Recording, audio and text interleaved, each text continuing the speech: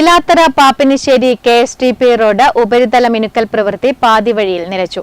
18 കോടി രൂപയാണ് നിർമ്മാണ പ്രവൃത്തിക്കായി അനുവദിച്ചിരുന്നത്. പിലാത്തറ മുതൽ പഴയങ്ങാടി വരെ പ്രവൃത്തി നടത്തിയെങ്കിലും മറ്റു പ്രദേശങ്ങളിൽ പ്രവൃത്തി നടത്തിയില്ല. പ്രതിഷേധവുമായി നാട്ടുകാർ രംഗത്ത്.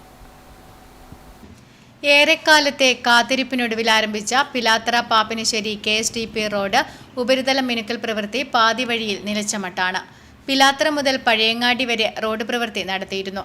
പഴയങ്ങാടി മുതൽ പാപ്പിനിശ്ശേരി വരെയുള്ള പ്രവൃത്തി പൂർണ്ണമായും നിലച്ച മട്ടാണ്. റോഡിലെ കുഴികൾ കാരണം ഗതാഗതം ദുഷ്കരമാണ്. മഴ കൂടിയെത്തിയാൽ ഇതുവഴി യാത്ര ചെയ്യാൻ പോലും പറ്റാത്ത അവസ്ഥയാകും.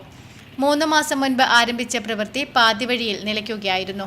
റോഡിന്റെ പ്രവൃത്തി ആരംഭിച്ച ഘട്ടത്തിൽ ചെറുതാഴം രാമപുരം പ്രദേശങ്ങളിൽ അശാസ്ത്രീയമായ രീതിയിൽ പ്രവൃത്തി നടത്തിയെന്നാരോപിച്ച് നാട്ടുകാർ തടയുന്ന അവസ്ഥയുമുണ്ടായിരുന്നു. എന്തുകൊണ്ടാണ് പ്രവൃത്തി പൂർത്തീകരിക്കാത്തത് എന്ന ചോദ്യത്തിന് അധികൃതർക്ക് ഉത്തരമില്ല.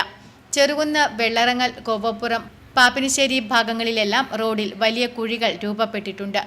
ഇത് അപകടങ്ങൾക്കും കാരണമാകുന്നതായി നാട്ടുകാർ ആരോപിക്കുന്നു. മെറ്റലിന്റെയും താറിന്റെയും ലഭ്യതക്കുറവാണ് പ്രവൃത്തി വൈകാൻ കാരണമെന്നായിരുന്നു അധികൃതരുടെ വാദം. എന്നാൽ പ്രവൃത്തി തുടങ്ങി മാസങ്ങൾ കഴിഞ്ഞിട്ടും പ്രവൃത്തി പൂർത്തിയാക്കാൻ സാധിക്കാത്തത് അധികൃതരുടെ അനാസ്ഥയാണെന്ന് ആരോപണം ഉയരുന്നു. 18 കോടി ഉറുപ്പിക ഇതിനെ പാസ്സാക്കിയിട്ടുണ്ടെന്ന് മുന്നേ പറഞ്ഞതാണ്, തെരഞ്ഞെടുപ്പിന് മുന്നേ പറഞ്ഞതാണ്. അപ്പോൾ അത് നമ്മുടെ MLA എല്ലാം പറഞ്ഞിരുന്നു. അപ്പോൾ പണി രാത്രി മുതൽ പഴയങ്ങാടി വരെ ഒരുവിധം തീർത്തിട്ടുണ്ട്. പാലത്തിനിപ്പുറത്ത് പാലത്തിനിപ്പുറത്ത് പണി തീരെ തീർത്തിട്ടില്ല.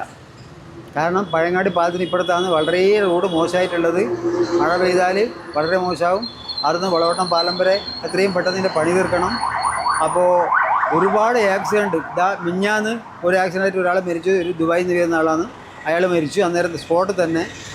ഇന്നലെ ഒരു പെണ്ണുങ്ങൾക്ക് ആക്സിഡൻ്റായി ആ മുട്ടിൽ പുന്നശ്ശേരി ഭാഗത്ത്. അപ്പോൾ ഈ റോഡ് മോശമായതിൻ്റെ പേരിലാണ് ഈ ആക്സിഡൻ്റ് എല്ലാം നടക്കുന്നത്. Network news, Pazhayangadi.